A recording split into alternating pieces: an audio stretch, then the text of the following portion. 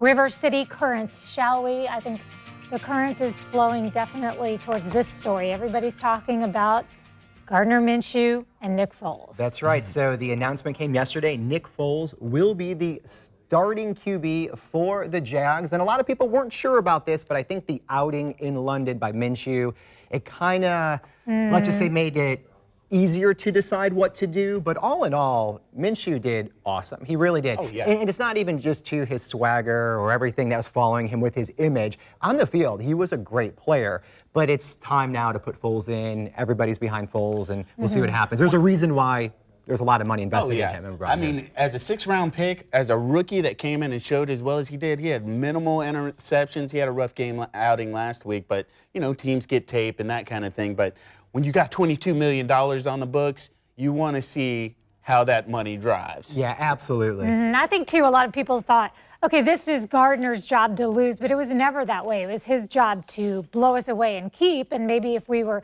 undefeated, you know, going into this decision, maybe they would have made that decision. But I think a lot of people who are the talking heads around here had been saying that we'd see Foles back in. Even though we love the character of Gardner Minshew, he's so fun. The only thing that I wonder, not to go too deep into football talk, but if you have someone like Minshew on a rookie contract and you have all that salary cap on one individual with Foles, if you were to trade him, what can you get as far as building a team? And a lot of places, like for example the Seahawks, before Russell Wilson got that big contract, they were able to build a team. So it'll be interesting to see what happens in the future, especially in the offseason. But let's see what happens. The Jags are still in the hunt, you know, even though the record's okay, but anything could happen in that conference. That loss hurt, but we're still there. Well, you know, I'm like kind of the foodie of the show, and you've gone out and experienced like chicken. I would like to go out with Gardner Minshew to see if we could get a hookup on that Popeye's chicken sandwich that came back Sunday. You think he could cut the line?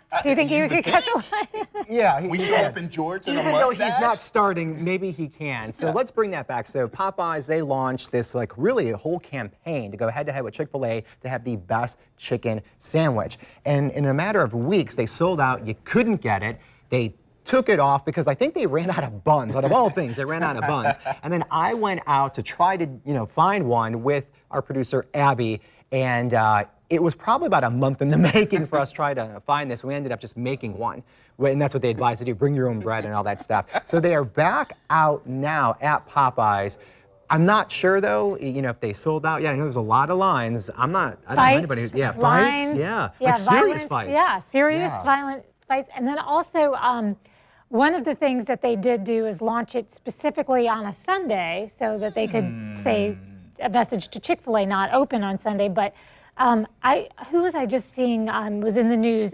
George Lopez was in the news saying, imploring people to please not get in fights over this sandwich. He was like, it is not worth it.